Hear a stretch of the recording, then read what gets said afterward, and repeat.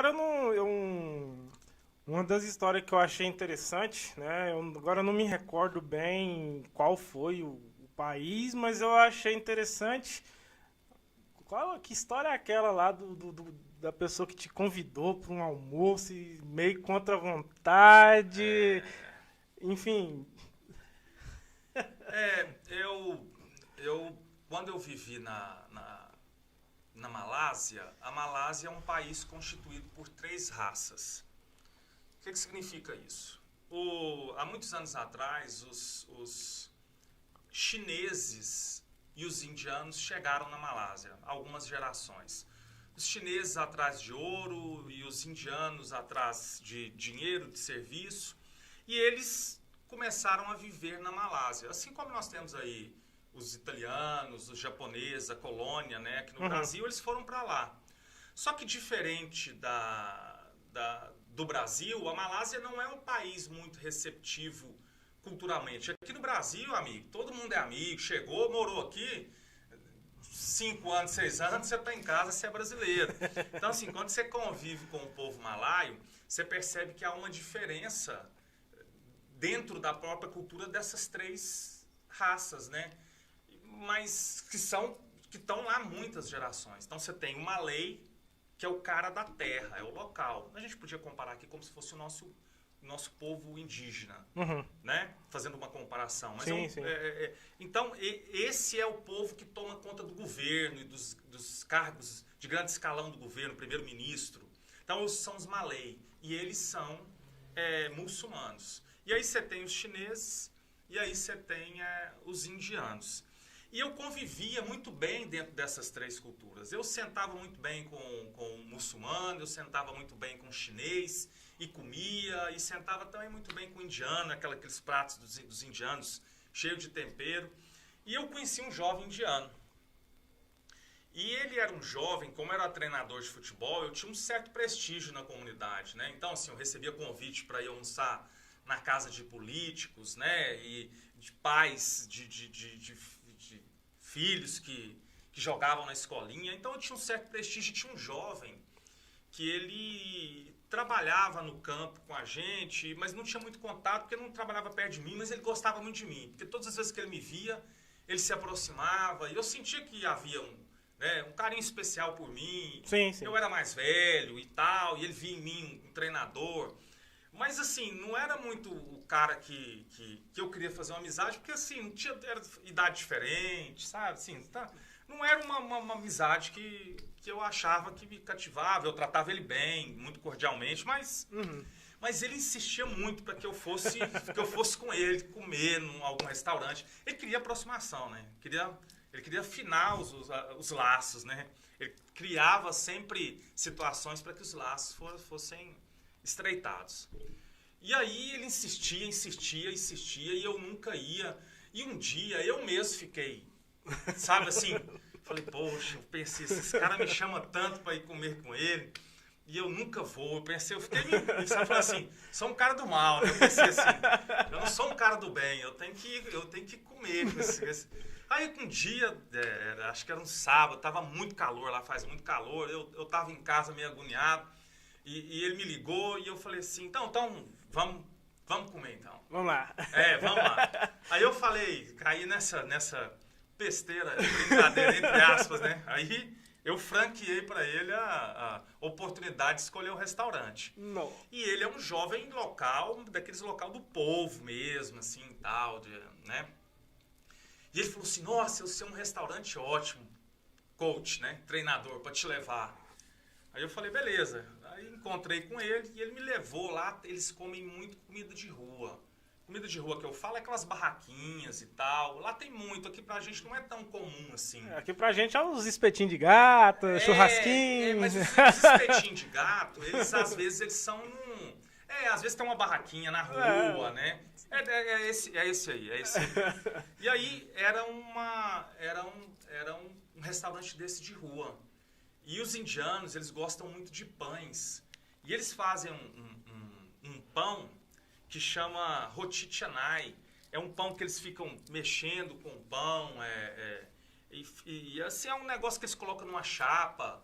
é um negócio bacana e que eu gostava de comer. Apesar de eu comia muita de comida indiana, às vezes eu passava mal, porque é muito tempero, mas eu tava achando bom.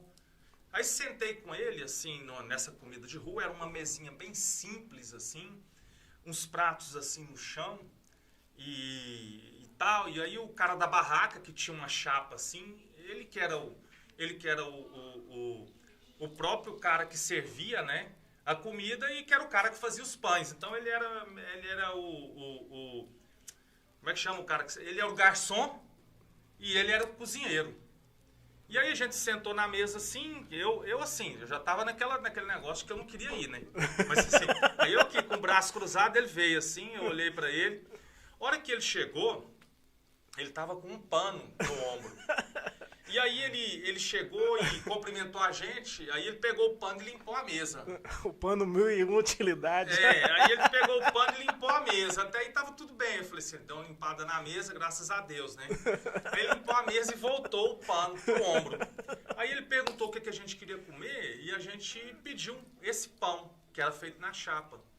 E ele falou assim, pera aí que eu vou pegar os pratos. E ele foi pegar os pratos. Quando ele voltou com os pratos, ele colocou os pratos e os talheres e antes de distribuir os pratos e os talheres, antes de distribuir... Se tivesse jeito de fazer um meme aqui agora ao vivo, eu faria, gente. Vou gravar isso aí depois, se for.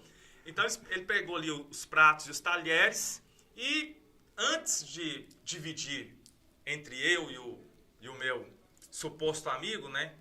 Ele pegou o mesmo pano que ele tinha limpado a mesa e limpou os pratos e limpou os talheres. Então imagina, o mesmo pano que o cara limpa a mesa, o cara limpa os pratos e os talheres. A hora que ele voltou o pano pro ombro, eu falei assim, mas o que será mais que ele faz com esse pano?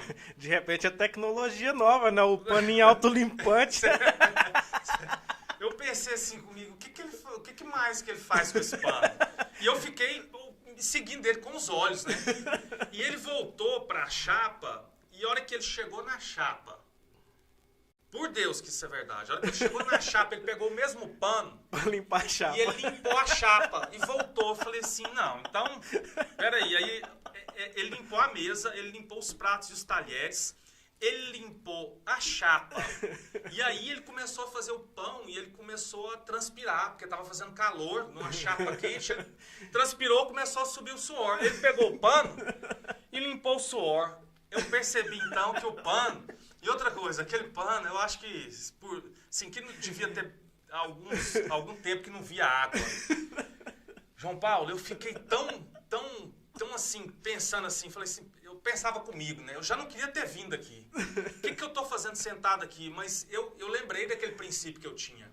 De comer com o povo, de estar com o povo, de entender. E eu resolvi passar por cima daquele evento e abrir o meu coração, independente de qualquer coisa. Eu pensei assim, olha, depois eu tomo um vermífugo aí, e a vida segue. Eu tomava de 6 em 6 meses. Falei, eu não vou morrer por causa desse paninho. Não vou morrer por causa desse paninho. E aí eu peguei e comi.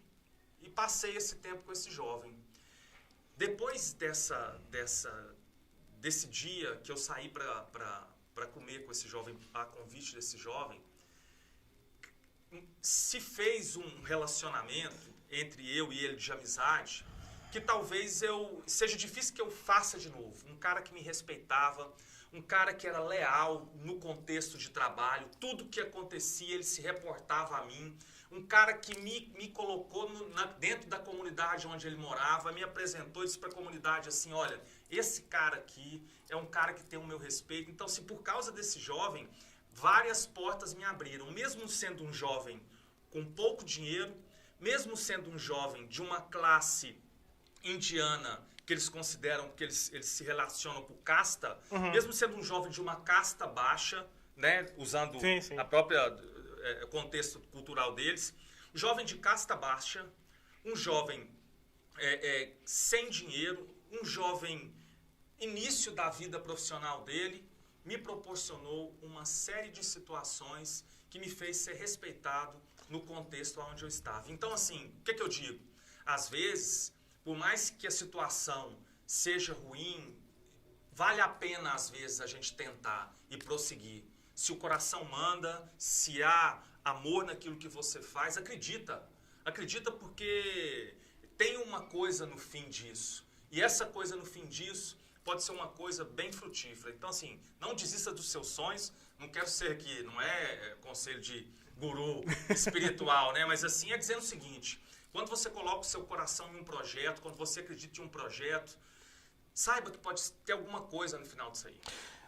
E assim, eu toquei nesse assunto desse jovem aí, porque quando a gente conversou sobre isso, inclusive gravamos também sobre isso, uma coisa eu filtrei que eu achei interessante. Muitas vezes nós temos aquela mania de fazer julgamentos das pessoas sem primeiro conhecê-las. Julgamos ali, às vezes, pelo rótulo, julgamos ali pela embalagem, mas de fato não passamos a conhecer antes do julgamento, conhecer o conteúdo, né? Às vezes a gente tá vendo aqui a jarrinha de água, tá transparente, bonita, mas às vezes o conteúdo dela não tá bom. Às vezes pode ser uma água velha, uma água assim passada, enfim.